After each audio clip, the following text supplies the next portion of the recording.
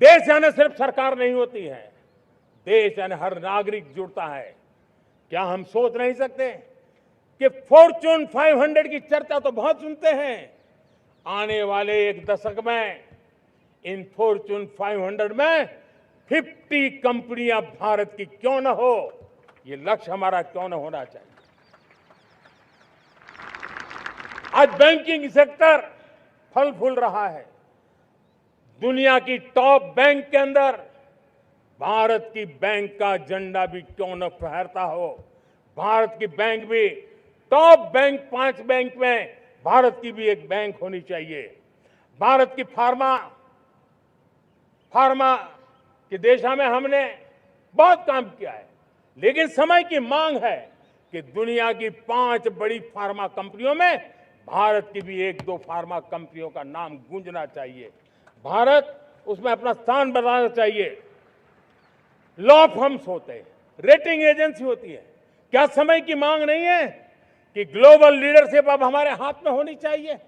Talent है, सामर्थ्य है, हमारा लंबा इतिहास भी है, भाषाओं पर हमारा प्रभुत्व है, हमें विश्व में पहुंचना चाहिए। हमारी कोई कंसल्टिंग फर्म, अकाउंटिंग फर्म दुनिया के टॉप फर्म्स के अंदर क्यों नहीं होनी चाहिए? भारत की टेक्नोलॉजी कंपनियां दुनिया के अंदर सिरमौर हो, यह हमारा लक्ष्य होना चाहिए। हमारे ऐसे ब्रांड हो जिससे दुनिया आकर्षित होती हो, हमारे ब्रांड हमारे देश की पहचान हो और विश्व के लिए एक डेस्टिनेशन बन जाए, उस दिशा में हमें काम करना है। और इसके लिए मैं राज्य सरकारों को कहना चाहता हूं, मैं स्थानिक स्वराज की संस्थाओं को कहना चाहता हूं, भारत सरकार का भी यह दायित्व है कि हमें हमारे रिफॉर्म की गति बढ़ानी होगी। हमें 2047 के लक्ष्य के अनुरूप हमारी व्यवस्थाओं को विकसित करना होगा। हमें बीते हुए काल के नीति नियमों से नहीं चल सकते, हमें आने वाले सपनों के हिसाब से नीति नियमों को गढ़ना होगा। और इसको अगर हम करेंगे तो मुझे पूरा विश्वास है और मैं देशवासियों को भरोसा देता हूं, इसी रास्ते मेहनत में कोई कमी न करते हुए हम विकसित भारत का सपना पार करके रहेंगे। हमें सबको मिलकर के चलना है, केंद्र सरकार हो, राज्य सरकार हो, इंडस्ट्री हो, हम सब ने मिलकर के आगे बढ़ना है। हमें रिफॉर्म्स करते रहना है, रिफॉर्म्स को आगे बढ़ाते रहना है। और मैंने पहले भी कहा था, हम रिफॉर्म कंपल्सन से नहीं, कन्विक्शन से कर रहे हैं, लक्ष्य को प्राप्त करने के लिए कर रहे हैं। मेरे प्यारे देशवासियों, जब मैं विकसित भारत की बात कर रहा हूं, देश को तेज गति से आगे बढ़ाने की बात कर रहा हूं, उसका सबसे बड़ा लाभार्थी कौन है? इन सारे प्रयासों का सबसे बड़ा साधक कौन है? अगर साधक है तो मेरे देश का युवा है, मेरे देश की युवा शक्ति है। विकसित भारत की यात्रा में युवाओं की बहुत बड़ी भूमिका है। इतना ही नहीं, विकसित भारत का सबसे बड़ा लाभार्थी भी मेरे देश का युवा है। और इसलिए हमें विकसित भारत के लक्ष्य को युवाओं के साथ जोड़ करके आगे बढ़ाना है। युवाओं हमारी सर्वोच्च प्राथमिकता के साथ हमें आगे बढ़ना है। साथियों, पिछले 10-12 साल में उस दिशा में बहुत कुछ हुआ है। स्टार्टअप इंडिया अभियान, आज पूरे देश में 2.5 लाख से ज्यादा रजिस्टर्ड स्टार्टअप बन गए।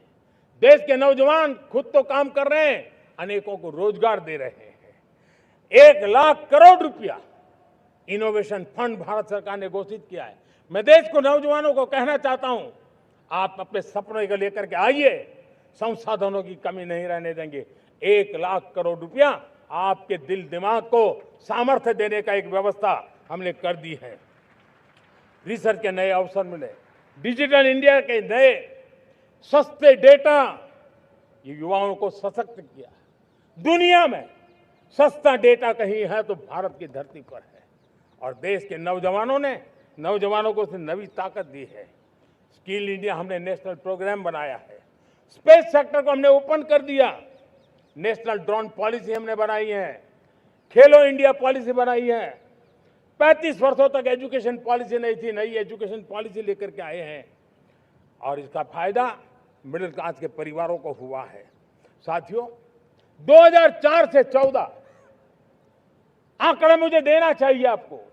2004 से 14 हमारे देश में 350 से भी कम यूनिवर्सिटी थी और आज 10-12 साल के भीतर भीतर करीब 650 नई यूनिवर्सिटी जुड़ चुकी है।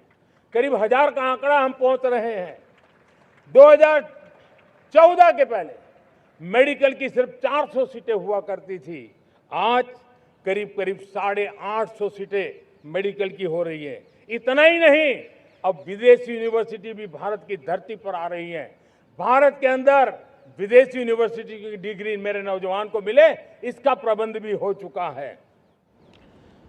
हमारे देश के युवा मन बचपन से ही टेक्नोलॉजी की तरफ आकर्षित हो, उस दिशा में हम काम कर रहे हैं और इसलिए हमने करीब 10,000 से अधिक अटल टिंकरिंग लैब छोटे छोटे बच्चों के हवाले कर दी है ताकि उनका इनोवेशन और टेक्नोलॉजी के अंदर उनका मन बने। 12 वर्ष युवा हमने अनेक रास्ते खोले। हम स्टार्टअप ओपन कर दिया, आपने देखा होगा। भारत के प्राइवेट स्टार्टअप 28 साल की एवरेज उम्र के बच्चों ने, नौजवानों ने दुनिया में पहले ही ट्रायल में अपना सैटेलाइट लॉन्च कर दिया और रॉकेट लॉन्च कर दिया। उन्होंने बहुत बड़ा काम कर दिया साथियों। आज करीब 2.5 लाख से ज्यादा रजिस्टर्ड स्टार्टअप है। हमने पिछले दिनों एआई इंपैक्ट समिट किया था। एआई का विस्तार बहुत तेजी से बढ़ रहा है।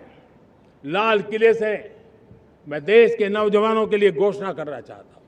हमने तय किया है कि आने वाले 1 वर्ष में 1 करोड़ युवाओं को एआई स्किल के लिए ट्रेनिंग देने का हम काम करेंगे ताकि हमारा देश का नौजवान एआई की दुनिया में भी नेतृत्व करने का सामर्थ्य। मेरे साथियों, बायो इकोनॉमी एक नया क्षेत्र है।